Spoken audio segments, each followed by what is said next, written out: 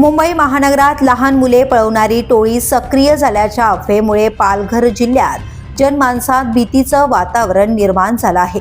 मात्र या अफवांना कोणताही ठोस आधार नसल्याचं स्पष्ट करत पालघर पोलिसांनी नागरिकांना शांतता राखण्याचं आवाहन केलंय।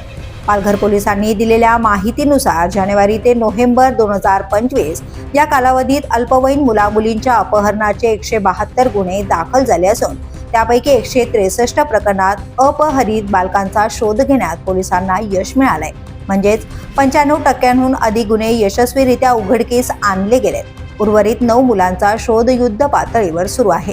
बहुतेक अपहरणाची प्रकरणे ही प्रेमसंबंध, घरगुती वाद किंवा वैयक्तिक कारणांमुळे घडलेली असून संघटित टोळीचा सहभाग नसल्याचं आकडेवारीतून स्पष्ट होत आहे। ग्रामीण भागात आढळलेल्या काही गंभीर प्रकरणात अल्पवयीन मुलींची विक्री करणाऱ्यांवर पोलिसांनी कठोर कारवाई करत मुलींना सुखरूप कुटुंबाकडे सुपूर्द केलंय।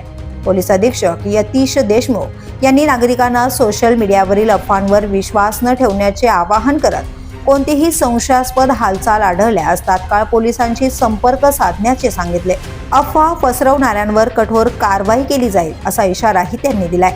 2020 साली गडचिंचले येथे अफवेतून घडलेल्या दुर्दैवी घटनेची पुनरावृत्ती टाळण्यासाठी नागरिकांनी कोणत्याही परिस्थितीत कायदा हातात घेऊ नये असेही पोलिसांनी स्पष्ट केले। The police news bureau, Palghar.